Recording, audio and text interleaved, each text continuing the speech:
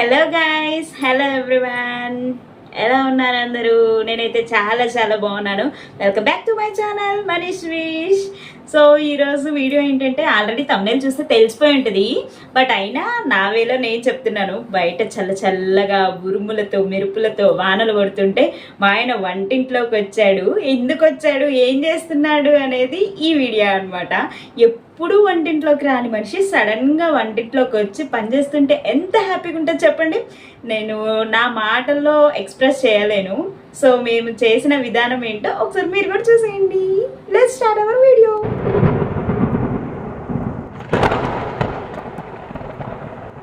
చూస్తున్నారు కదా, బయట ఉరుములతో మెరుపులతో పెద్ద పెద్ద వర్షాలు పడుతుంటే లోపల వేడి వేడిగా దోశలు వేస్తూ ఉన్నానన్నమాట.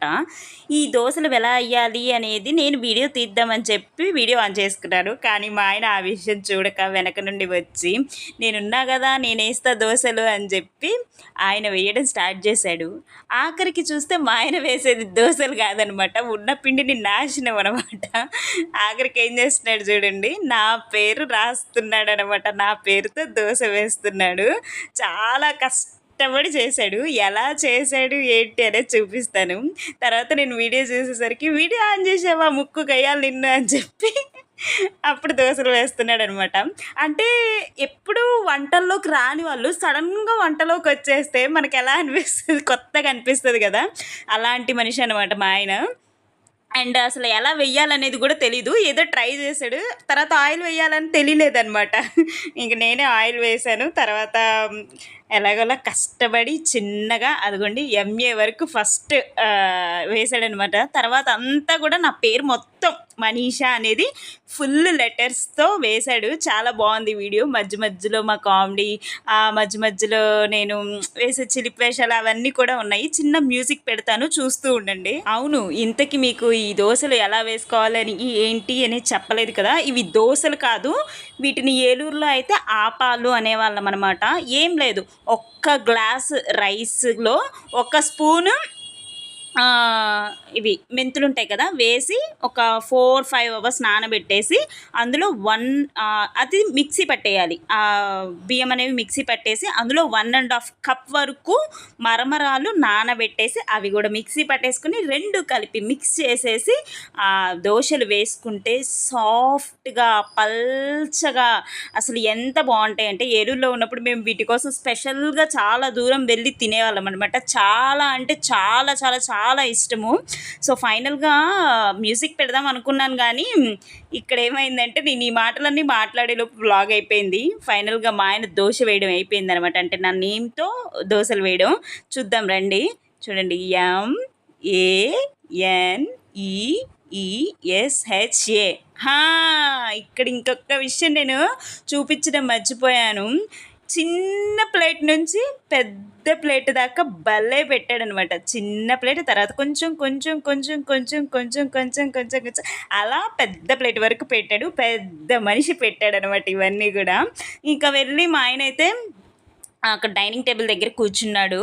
సరే అని చెప్పి ఇక నేను దోశలు వేద్దాం అనుకున్నా, కానీ మా ఆయనకు ఒక సర్ప్రైజ్ ఇస్తే ఎలా ఉంటుంది అని చెప్పి ఇప్పుడు నేను మా ఆయన నేమైతే దోశ వేస్తున్నా అనమాట. మా ఆయన వేసింది బాగుందా, నేను వేసిన లెటర్స్ది బాగుందా అని చెప్పేది మీరు కామెంట్ బాక్స్లో అయితే తెలియచేయండి. అంటే నేనైతే ఒకే పెనం మీద అన్ని అక్షరాలు కవర్ అయిపోయేలాగా దోశ వేశాను. మా ఆయన ఏంటంటే 2 లెటర్స్కి ఒకసారి దోశ పెనాన్ని వాడాడనమాట. అయితే ఫైనల్గా ఇక్కడ ఏమైందంటే ఒకటి స్మాల్ లెటరు, ఒకటి క్యాపిటల్ లెటరు అలాగ వచ్చాయి. ఎలా కలాలే, మనకు కావాల్సింది ఏంటి, కంటెంట్, సర్ప్రైజ్, అంతే కదా. అందుకని వేసాను అనమాట. దాని మీద అలా ఆయిల్ టచ్ చేసేసాను. ఇలా చేస్తున్నప్పుడు ఎంత హ్యాపీగా ఉంటుందంటే మనం కూడా ఒక సర్ప్రైజ్ ఇస్తే బాగుంటుంది కదా అని. మీకు కూడా ఎప్పుడైనా ఇలా అనిపించిందా లేదా అనేది కామెంట్ బాక్స్లో అయితే తెలియజేయండి. చాలా బాగుంటాయండి ఈ దోశల గురించి చెప్తున్నాను కదా. దోశలు అయితే పర్ఫెక్ట్ టేస్ట్తో పిచ్చగా నచ్చేస్తాయి. మీ ఇంట్లో పిల్లలు ఇంకా ఎన్ని దోశలు పెట్టినా తింటూనే ఉంటారనమాట. అంత టేస్టీగా ఉంటాయి, సాఫ్ట్గా ఉంటాయి అనమాట. అదిగాక మా ఆయనకి సాఫ్ట్ దోశలు అంటే చాలా ఇష్టం, అందుకని ఎక్కువ శాతం ఇలాంటి దోశలు వేస్తూ ఉంటాను. ఈలోపు మా ఆయన చూసారా, డైనింగ్ టేబుల్ దగ్గర కూర్చొని చిట్టి ఆకలి అంటున్నాడు. ఇప్పుడు మా ఆయనకు ఒక సర్ప్రైజ్ ఇద్దాం.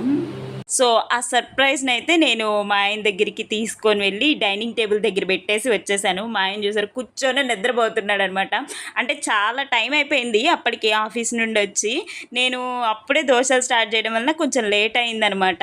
మళ్ళీ పిలుస్తున్నాడు మా ఆయన చిట్టి దోశలని. సడన్గా చూసి షాక్ అయిపోయాడు అనమాట.